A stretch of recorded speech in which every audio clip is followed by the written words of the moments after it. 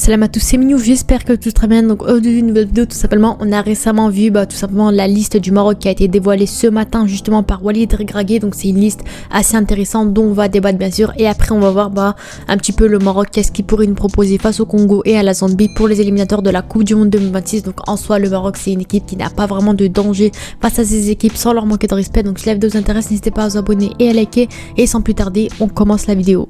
Donc déjà on va commencer par débattre un petit peu sur la liste qui a été dévoilée récemment par Walid Regragui. Donc en soi c'est une liste assez convaincante. Personnellement je suis assez satisfait de la liste qui a été dévoilée, parce qu'en soi les joueurs méritent quasiment tous leur place dans cette sélection, mais derrière y a d'autres joueurs qui malheureusement c'est un peu plus compliqué parce qu'ils n'ont pas été appelés par certains problèmes, etc. Donc on va revenir un petit peu sur tout ça. Donc voilà, niveau gardien de but c'est un peu comme d'hab, ça fait des années que c'est comme ça, pour moi il n'y a aucun débat, on va pas revenir là-dessus. Peut-être Yassine Bounou qui vraiment est peut-être sur ses derniers temps avec le Maroc, donc pour moi il faut en profiter un maximum, un gardien comme ça qui est intéressant, qui fait une bonne saison également du côté de El Hilal en Arabie Saoudite. Donc pour moi bien sûr c'est un très bon gardien qui mérite sa place, et les autres gardiens c'est comme d'hab. En défense Achraf Hakimi, Mazraoui également qui fait une superbe deuxième partie de saison avec le Bayern Munich, et pour moi Mazraoui c'est clairement un joueur qui peut être intéressant avec le Maroc. On sait qu'en club et avec l'équipe nationale c'est un peu compliqué pour lui, c'est pas vraiment la même chose, il joue peut-être pas son vrai poste, mais en tant que latéral gauche franchement c'est un joueur intéressant. On l'avait avec le Bayern en Ligue des Champions, ça a été un joueur très solide notamment défensivement. Donc pour moi Mazraoui, j'espère qu'il va pouvoir se relancer entre guillemets avec le Maroc.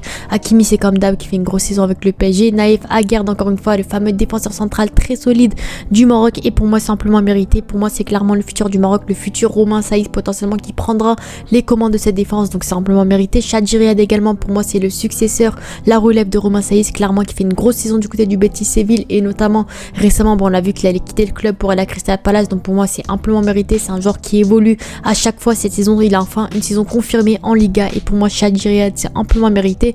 Abdel Akbar c'est un joueur dont on parle pas beaucoup, qui fait une bonne saison en Liga avec Alaves. Achraf Daré également qui s'est relancé du côté de Charleroi, qui était en difficulté en Ligue 1 etc, et qui s'est relancé, qui fait une saison assez correcte. Pour moi clairement des Akbar ou des Dari c'est des joueurs qui seront remplaçants entre guillemets de Chadji Riyad potentiellement et de Aguerd. Achatala bien sûr sur le côté gauche, encore une fois c'est un joueur dont on parle pas beaucoup, qui joue pas dans un championnat médiatisé en Russie etc, et pourtant il fait une bonne saison. C'est un joueur qui apporte beaucoup et qui est vraiment très convaincant, on va dire très intéressant sur le côté gauche du Maroc. Donc pour moi la concurrence Mazraoui Achatala sur le côté gauche peut être vraiment intéressante.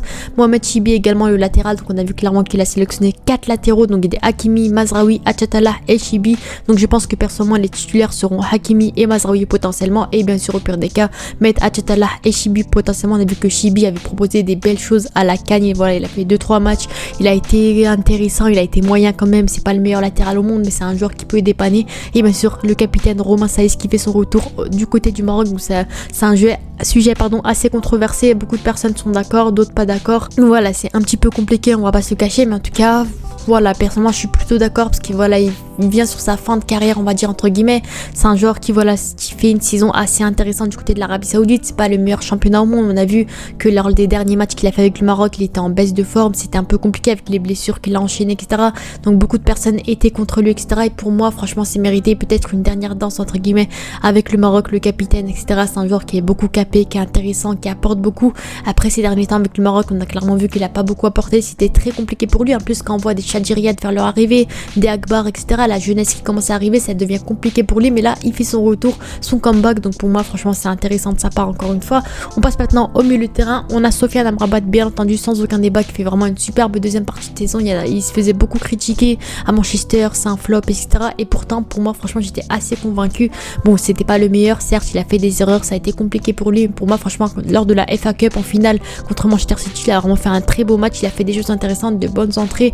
Donc pour moi Amrabat c'est amplement mérité, même s'il a été quand même décevant lors de la dernière CAN. Azzedine Ounahi là c'est un peu plus compliqué avec l'Olympique de Marseille, et le Maroc c'est complètement différent. Lui avec Marseille c'est très compliqué, il est pas très bon, il a pas beaucoup de temps de jeu, c'est compliqué, et pourtant avec le Maroc c'est un tout autre joueur, c'est un joueur très intéressant, donc pour moi c'est mérité également. Bilal El Khanous encore une fois l'un des meilleurs joueurs du championnat belge, voire le meilleur joueur, potentiellement le meilleur espoir milieu de terrain actuel du Maroc, donc pour moi c'est amplement mérité. Pour moi clairement il pourra commencer petit à petit à trouver sa place en équipe nationale du Maroc, donc pour moi c'est mérité également. Ami Richardson également qui fait une grosse saison du côté du stade de Reims. Ismail Saibari également qui a été sélectionné, donc pour moi c'est mérité, c'est un joueur très intéressant, c'est également le futur du Maroc qui sort d'une grosse saison avec le PSV, il a gagné le championnat des Pays-Bas, c'est un joueur très important qui a été intéressant dans le dispositif des Pays-Bas, c'est un joueur qui a récemment également a fait ses premières minutes de jeu avec l'équipe première du Maroc, c'est un joueur très intéressant encore une fois, polyvalent, milieu central, milieu offensif et les droits, c'est un joueur un peu plus offensif, donc pour moi c'est encore une fois mérité, c'est un très très bon jeune joueur, très bon jeune prospect du Maroc de seulement 23 ans. Pour moi il pourrait mériter du temps de jeu également lors de ses prochains matchs qui arrivent, parce que clairement c'est un joueur qui pourrait mériter du temps de jeu, qui malheureusement n'a pas le temps de jeu qu'il mérite avec le Maroc, donc pour moi c'est amplement mérité bien entendu. Oussama El Azouzi également qui fait une grosse saison encore une fois, pour moi faut en parler franchement. À Bologna cette saison c'est une équipe franchement de fou furieux avec Thiago Motta et Oussama El Azouzi, c'est un joueur qui a beaucoup contribué au milieu de terrain, milieu défensif du Maroc et de Bologna, donc clairement c'est un joueur également à surveiller, c'est un très bon joueur également, donc pour moi franchement il pourrait mériter également plus de temps de jeu avec l'équipe du Maroc, parce qu'on va pas se cacher qu'avec le Maroc on a souvent l'habitude de voir les mêmes noms, hein, voilà, des Amrabat, des Ounahi, voilà, au pire des cas des joueurs comme ça, mais franchement il y a des joueurs comme des El Khanous, comme des Richardson, des Saibari, des El Azouzi qui sont vraiment très très bons, qui malheureusement n'ont pas beaucoup de temps de jeu avec le Maroc. Et bien sûr Brahim Diaz également qui fait une très bonne saison avec le Real Madrid, qui est peut-être en passe de gagner sa première Ligue des Champions, gagner une Ligue des Champions avec le Real Madrid, donc à voir, mais en tout cas Brahim Diaz c'est un joueur méritant encore une fois, qui a récemment fait ses premières sélections avec l'équipe du Maroc, donc pour moi c'est amplement mérité. Et bien sûr Oussama Targaline également, un très bon jeune joueur du Havre qui est intéressant tout simplement. Et on passe maintenant aux attaquants, où là franchement il y a vraiment de très très beaux noms, tout comme le reste de l'équipe, hein, des Hakim Ziyech qui a gagné son championnat turc avec Galatasaray, qui est vraiment très bon également, qui a vraiment de belles qualités,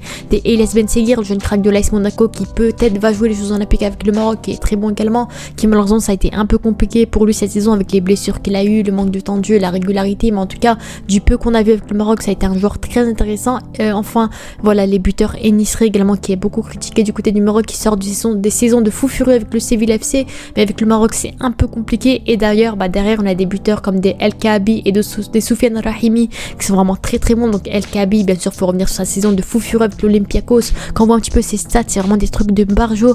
Voilà, cette saison il est à peu près à... Bon, c'est pas sa stat, mais quand on voit un petit peu ses stats à peu près avec son équipe de l'Olympiakos, c'est un joueur très intéressant encore une fois. Quand on voit un petit peu ses stats, voilà, seulement en Europa League, 8 matchs, 10 buts, donc c'est vraiment très bon. Quand on voit un petit peu dans le championnat également grec, 21 matchs, 15 buts, Europa League également, des stats de fou furieux qu'on voit un petit peu partout.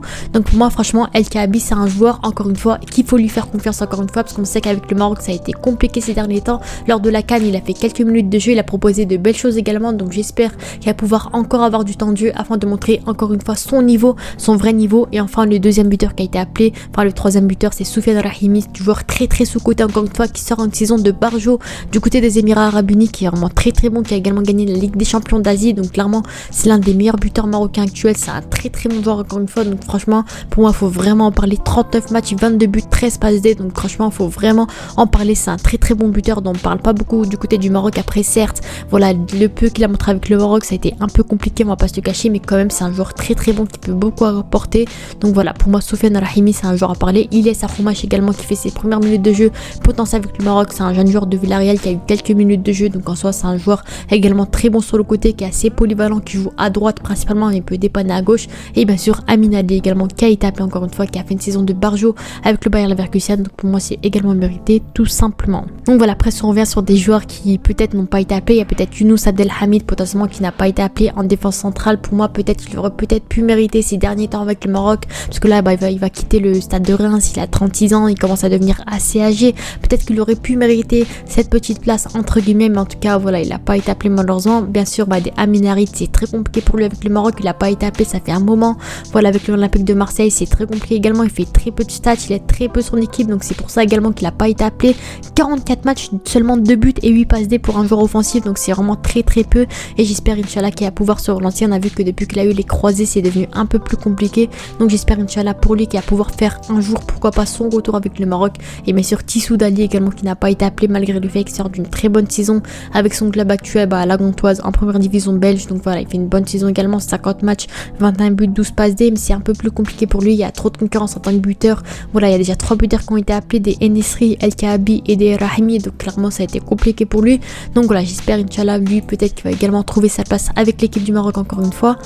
Donc voilà, c'était un petit peu de la liste du Maroc globalement qu'on a pu voir avec pas mal de défenseurs, 4 latéraux également qui ont été appelés, beaucoup de milieux de terrain assez polyvalents avec des profils assez différents et en attaque 3 buteurs et quelques ailiers. Donc franchement pour moi ça reste vraiment intéressant. Donc pour venir sur les matchs contre la Zambie et le Congo, pour moi sans leur manquer de respect, pour moi le Maroc ça va être une formalité, hein.